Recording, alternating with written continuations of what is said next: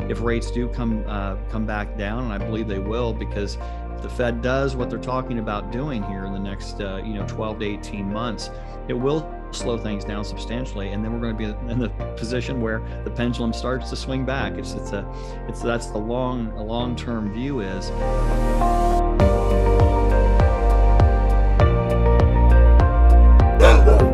Welcome to another edition of Tuesday Tips with Brent and Lee. If this is the first time you've been to my channel, here we talk about real estate, money, and mortgages. And today we're doing that with Brent Starts from Refinance Lending. How you doing, Brent? I'm doing great, Lee. How are you? I'm doing great. Good. Today we're going to talk with Brent about selling your home and buying a new one in this market. We're still seeing prices climbing, but we're also seeing a little bit more inventory on the market right now. And in some markets, we're actually seeing more homes sold in March than we saw in February. So it depends on really where you are, but the most important thing is a lot of sellers right now are sitting on super low rates. Some are in the 2s and some are in the 3s. And right now we're pushing rates in the 5s. So is it a good idea to sell your home and downsize or upsize? Also, we're going to talk about what it means to move from one market to the next, because that's happening a lot right now, where people are moving into Florida, but also people moving from South Florida up to Northern Florida. So we're going to talk about that a little bit too. And then we're going to talk about what could possibly happen in the fourth quarter with Brent, because he's been on the phone with banks and there's talk of, if this recession doesn't end, we could end up with some lower rates in the fourth quarter. So, but if this is the first time you've been to my channel, please don't forget to slap that subscribe button, ring that notification bell so you don't miss any of our real estate tips and tours. So let's get into it. So Brent, right now, a seller's thinking about selling their home and upsizing or downsizing, and they have a rate at 2.8, 3.1, 3.2, way under. Let's say it's under 4% right now. What's your advice for them? Yeah, well, I'll tell you what, Lee, it's a great question. A lot of folks are in that predicament right now. Their life situation has changed and they're looking at downsizing quite often, empty nesters, that type of thing, people retiring, moving here to Florida from other places, that migration pattern. We've seen obviously a tremendous trend in that. And so right now it's case by case, actually. So what we're seeing is a couple things. Even though rates are up, we've seen equity increase. It's never been this high. Actually, we're at record equity positions right now, the average homeowner right now. So really we need to evaluate what makes sense for that particular buyer in this instance. But right now we've got to remember, there are some strategies that we have where that individual can kind of set up their long-term loan. I mean, they can actually, there's adjustable loans right now that, that are reasonable, not the type of adjustables that take off like the ones that were done in the early 2000s. But there are some that will perform well, we believe, over time. And like you say, Lee, if the economy slows down, which we believe it will with these rate hikes that they're really baked into the rate sheets now. Our rate sheets are all baked in, basically a 2% hike in the next 12 to 18 months. We'll see that slow things to the point where they'll have to bring rates back down to stimulate the economy. But we still have a major shortage in inventory nationwide because these lower rates, I mean, basically they were, for the Fed, they were zero rates. And, these low rates for housing in the 2s and low 3s really, sparked the market where, homes, there's just not enough inventory out there. There were more buyers in the market than there were homes. So, what's your thinking on that slowing down? Because there is talk from experts right now, and I put a video out just this morning that is, I show all the graphs where experts believe that 2023 we're going to see, home prices increasing slow down, below 5% nationwide. So that's obviously market to market. But here in Florida, I mean, we're going to continue to see people moving here for a while. What's your thoughts on that? Well, yeah, we're definitely that the trend of people moving here isn't going to change. There's just too few homes and too many people coming. There's just, and it can't be quick, fixed quickly. Just not possible. And so that market, we're going to enjoy that type of an appreciation for a longer term than other areas of the country. There's no question. But one of the things I see is, kind of the opportunity right now. There is so much equity that people did purchase in those low interest rates. It's just not going to change. And if a recession comes into play, which I believe it will over the course of this next year, things will start to slow down to that degree. There's going to be more people going to a rental situation too. So with that equity strong, pulling out some of that equity right now and purchasing another home and changing their other home, their original home into a rental. That's a strategy a lot of people are using right now because they bought something for 300,000. It's worth, 450 now. Pulling out, $50,000-$70,000, purchasing another home. Now they have two homes appreciating it at that rate of appreciation, which far exceeds that cost of the interest increase. So it depends on the situation, but there's some pretty creative strategies that this type of market will present opportunities. Every market presents an opportunity. We need to remember that. And real estate is a long-term investment strategy. So you're saying that if you have a conventional mortgage on your home you're in right now, at say 2.8, 3.2, right in that area, where you could take that home and rent it and then buy another home as your primary residence, and you would be able to keep that low rate on that rental property. You'd have the higher rate on the new residence, but it would be considered your primary residence. So it wouldn't be considered as a second home. So you'd still get the best rate that you can right now. That's exactly right, Lee, because, even though you're converting the old loan into an investment type of property, you still get the benefit in the new purchase of the owner occupied financing rates. So you're going to get a preferred interest rate, the best rates out there for the new purchase, and retain that low rate on your existing property. So yeah, that's a strategy a lot of people are using right now. Another thing people are doing right now, they're taking care of, deferred maintenance issues, roofs, and that type of thing. We're every day I'm running, hey, does it make sense to do a second mortgage and pull cash out to do those repairs, pay off the college debt, that type of thing? Or do we need to refinance? And sometimes it makes sense. I'm working a loan today that's going to go from 3.25 to 4.5. They're buying the rate down because it's their end all home, but they're pulling out almost $100,000 for much needed repairs. It's a pool that needs to be done. It can't wait, and a roof. And they're going to do the bathrooms as well. So it's something they can kind of make their end all home. And then the strategy is to buy the rate down, if you will, pay points to get that long-term lower rate, because they'll be in the 4.5 range.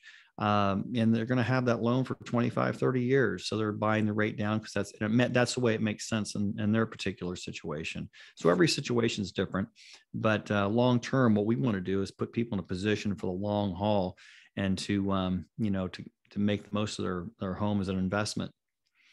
So we're working with a client right now who actually wants to move out of Port St. Lucie, which is, a great market to move into, because in most markets, if you're moving into Port St. Lucie, like from South Florida or somewhere else in the United States, California, Arizona, you're moving in with equity. Texas, you're moving in with equity. So, but we have a client that wants to move out of Port St. Lucie into South Florida. So for someone who is doing something like that, where they have, close to $300,000 worth of equity in this home because it was new construction when they bought it, and it took a year to build it, and then they've been in it a year. So, I mean, it's the easily $300,000 worth of equity in that house. They can go to a new home down in South Florida, like they're looking at, Boynton area. That house is obviously going to be a lot more. It's going to be $200,000 to $300,000 more than what they're selling their home for in Port St. Lucie, but they have so much equity. So it would make sense for someone like that to buy down the rate, is what you're saying. That's exactly right, for the long haul. The break-even point on points, basically, if you're going to stay in the home 6 to 7 years, that's the break-even point typically we run that calculation for our clients to let them make the choice themselves. We don't tell people what their interest rate is going to be and their closing costs. We give them all the options. And I think that's a transparent way to do business and basically customize that loan to them and what their needs are. There's loans that I've done where I know they're not staying in the property more than 2 years. It doesn't make any sense at all to buy the rate down because they're not going to benefit from that lower rate. That savings from the lower rate won't cover the cost in 2 years. And so what we do is run that calculation, and the longer, we don't know what can happen. Anything can happen. So, but I basically ask people, if you were to say now, how long do you think you'll keep this loan or keep this home? We can run that calculation for them. And a lot of times that's the long-term best decision is to buy that rate down if it's the end all home and they're really taking care of all their debt, everything's getting settled. That's usually the way it makes most sense. And then if rates drop, say fourth quarter and, go below that, then they can always refinance again. What are refinancing costs for someone to refinance again? Yeah. So if you're looking at a situation where it's, no points, that type of thing, and you'll still have the title costs. And a lot of times, we include impounds. In other words, for taxes and insurance, you pay a year's homeowner's insurance plus 2 or 3 months, 3 or 4 months of the real estate taxes. That's put into an escrow or an impound account. Then you're looking around, it varies. The more expensive the home, the lower is the percentage, but figure about 3% of the purchase price or the refinance amount as closing costs. Mm-hmm. And that can be reduced greatly in a refinance situation. If we always hang on to your title policy, because we can do what's called a date down. And so we're only insuring the title from the point of the purchase or the last transaction. And that lowers the cost of that policy. The other thing is the survey. Hang on to your survey because we'll need that as well. That'll reduce your cost about $300 as well. So there's ways to bring that cost down. But figure, on a refinance, probably closer to 2.5 from most of the refinances we're doing as a percentage, and then figure, on a purchase closer to 3.5, depending on the price. Okay. And then you're also, if somebody wants to, like you mentioned before, there's second mortgages available now. What are the rates running on that stuff right now? Vary quite a bit, Lee. We do second mortgages down to a 640 score. Now, banks will never even look at things like that. They're looking at 700, 720 as a minimum on a second mortgage because it's in second place. That's why it's called a second mortgage. So in the event of a foreclosure, basically the first mortgage pays first, the second mortgage second, and so on. And so the risk factor is higher on a second mortgage. But the very, very low rates we're seeing are in the 5.5% to 6% range on a fixed, and going up to 10, 12%, for really low FICO scores, that type of thing, and higher loan to value, when you're borrowing more of the home's equity and your credit is struggling. So that's kind of a worst case scenario. Then you're looking at, adjustable rates. Adjustable loans are going to come back into vogue. You're going to start seeing more of those because they're fixed for 5 years. The rate typically runs about 1.5 points lower than a fixed rate on a mortgage, typically in a normalized market. We're not quite there yet, but we will see that. That's going to happen in the next year. So that'll be another way to get into an entry-level home with an affordable payment. And then, as you say, Lee, it's a matter of time before rates swing back. The pendulum swings back, and you lock down that long-term low interest fixed rate. So you don't see anything happening like we had in the 80s and 90s with rates at, 10, 12%. You don't think we'll ever get back there? I don't see that happening. I think, inflation can be brought under control here. I think, we need to make some tough decisions, and it's not going to be easy. We will, have to go through probably a recession here with these hikes that they're, already implementing. Remember, they've only implemented one, and they're talking about doing 7 or 8 of a quarter or more. And so, but they've telegraphed it to the point where it's really baked into mortgage rates already. So we're pretty much seeing, I think, what we're going to see as far as interest rate hikes and mortgages. So we could see kind of a normalizing market here where it levels out a little bit. But I think I think, we'll see it start to come back down, probably fourth quarter, certainly level off. And we're definitely going to see less people in the market as rates go up, because that's just going to push them back out of the market where, right, people are just not going to sell their homes, or they just can't qualify for what they want to buy, or they're buying something for less money. Right. So we're definitely going to see that. So let's talk about a little bit about this, what banks are telling you right now as far as fourth quarter it goes this year.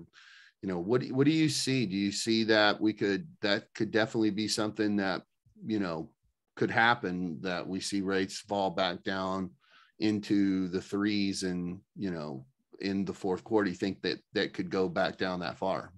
I think in 2023, I think it'll take a while for that to happen, maybe a year and a half. I think, because we really, the way they measure recessions, in they're looking for a couple quarters of declining growth. And so, it'll take several quarters to see that, because the rate hikes will start to filter their way through the economy. What the Fed funds rate, because the Fed funds rate is what they're talking about increasing. And that's simply the rate banks borrow from each other for overnight funds. And so that directly impacts the prime rate. So it'll hit corporations directly, because the big five banks, the following morning, they'll come out and raise their prime rate to their best customers, their best corporate customers, a quarter point. If the Fed funds goes up a half, it'll go up a half point, and it's a lockstep. It's been like that for decades. There's no formula. It's not required, but the banks all just do it. That's just been basically it's how they've all handled it. So that's a direct impact on their borrowing power. They won't expand. Their growth plans or hiring plans will start to get put on pause. And that's when we start to see recession, and we start to see things slow down a little bit. And to avert a serious situation, they'll have to bring rates back down to stimulate growth. Well, and we can finish up with this thought, and I want to get your thought on it also, but I kind of think that, my opinion on rates, it's kind of like oil prices, right? So when we saw oil prices starting to come down, the oil companies really started to cry about it.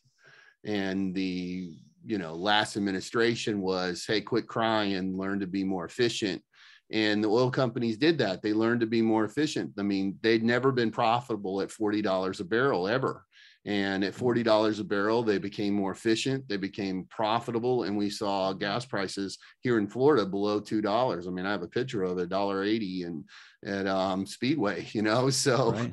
I mean, we saw the oil companies be able to do this. So through COVID, there's been no doubt that banks and lenders have been able to, be profitable at these lower rates, which they never had been before, because they just tightened up on their restrictions on borrowers and made sure that they weren't, making any bad decisions on writing bad loans. Right. So they really got their house in order. So it's my opinion that we can bring gas prices back down to, $2 a gallon in the United States. There's no doubt that can be done. We did it before. The oil companies can do it again. They just need to drill.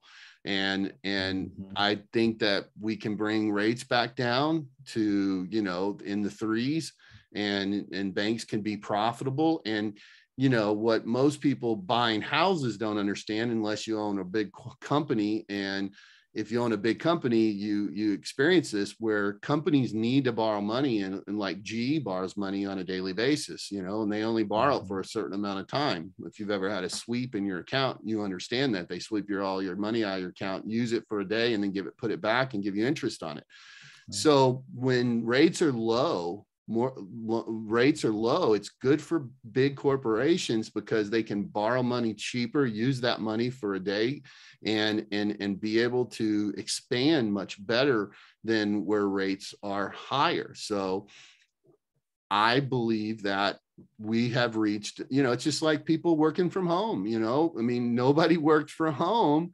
And then COVID taught us all, hey, we can work from home. So we have a client with T-Mobile where they're shutting down their offices basically and letting all their employees work from home. And some of the employees are actually going back to their home countries and working from home there. So a lot of companies have done this. Another one of our friends here in town, he's been able to work from home from his company still, and maybe go to the office a couple of times a week. And a lot of companies have downsized their offices, and this has become something that has as a norm now. And I think COVID has really changed how business is done. And I think life can be better for people here if we can get through this, this recession. We're going through these high, these high prices that we're experiencing right now.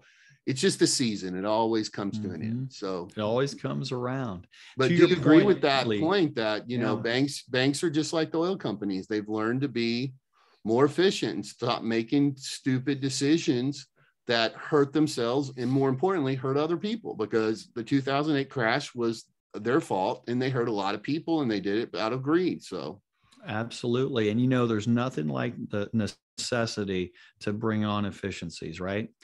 I mean, I think, it was necessary for companies to make changes. It was necessary. And so I believe that good things can come out of tragedy, frankly. I mean, with this whole COVID thing, I think there's a lot of people that really evaluated a lot of things. Frankly, I think a lot of people reevaluated their priorities, not only professionally, but personally, right? Well, absolutely. Because a lot of people look mortality in the eye, I mean, with losing their families, as tragic as it was, family members. And we have a good friend of ours that just got, the Omicron, and because of his cancer treatment, it just really knocked him down hard. And, he came out of that, and, with a different attitude of how, he wants to live his life. And I know for me personally, what I went through with my health, I came out of it with a different way of looking at life and what's important to me. So I think that this is something that we've gone through, and I think we're really business, and we're a better country for it. I believe so too. And I think both professionally and personally, we need to look at the bigger picture, right? The long road and the big picture. And I think that professionally, real estate it's a long-term investment. It's a big picture part of your portfolio, your wealth portfolio of net worth. But professionally and personally, we need to look at, this is not just an investment, it's your home, first and foremost. And so, providing for your family and providing a safe place for them to live. I couldn't be more blessed than to be a part of what we're doing here, Lee. And because I think, it's a big part of people's lives, and it's a big part of what we need to educate people on, so they can feel comfortable and blessed in their decision in these areas. So thanks for all you do on the station, by the way. Thank you so much. Well, I mean, I love this, and, it's been really a blessing for me, and just, it's awesome to be able to do this. It's really great.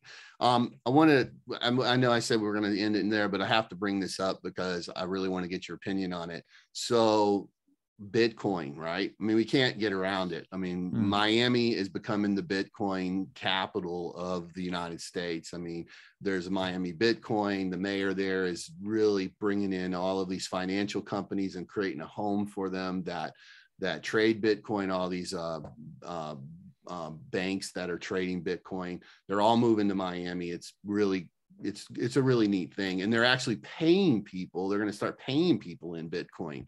So Bitcoin is becoming a big deal, and a lender just picked up Bitcoin, and they're going to start accepting Bitcoin as collateral to purchase homes. Do you think that's something that we'll see more and more lenders start to do now? Because I know that Bitcoin is really starting to hit the mainstream. I was watching the business news the other day, and they actually have this woman has started a group, Moms of Bitcoin, and she's buying Bitcoin and teaching other housewives how to buy Bitcoin, and they're starting to buy Bitcoin and actually do NFTs. And it's just really, really a neat thing, I think, that is really catching some steam. Yeah. We're in different times, clearly. This is something that, it has value.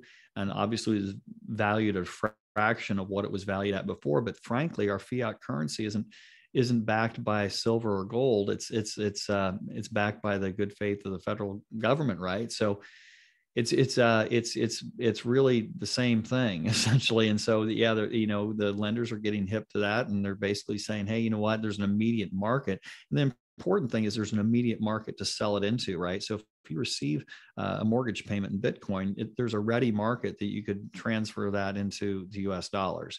And so I think that that's probably the greatest reason that it's basically shown some longevity. And I think that the longer it's I don't think it's going anywhere at this point.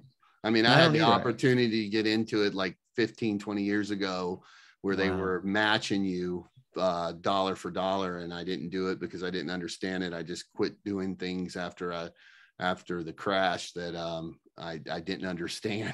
I lost so much money. Not a bad idea. But now I'm starting to learn. I'll actually leave a link in this video below on blockchain. It's a 2-hour class. It's really, really interesting. So if anyone wants to see it, it'll be in the information section. You can click on it and watch it. It's a YouTube video. But yeah, I think it's going to be some interesting times here over the next few years in the real estate market, especially here in Florida. You know, Florida's always been a place that people want to live. It's a wonderful place to live. There's a lot of great people here. And I know that, you know, we're going to keep being a thriving state for business. So with that, you have anything else to add? No, to your point, Lee, it's migration patterns undeniable, and we can see it, you know, long term, it's going to continue. Baby boomers are coming down here, they're retiring, and just the quality of life, the no income tax, it's quite a difference if you, especially you're coming from California like we did 10 years, 12 years ago now, I guess it's been. It's a wonderful place to be. Yep. All right, so that's going to wrap it up for today. If you have any questions for Brent and I, please leave them in the comment section below. We love to get your comments and we answer them all. And then also, one more time, if you haven't yet subscribed to our channel, or this is the first time you've been here, please don't forget to slap that subscribe button right there and ring that notification bell so you don't miss any of our real estate tips and tours. And you can watch our next video right there.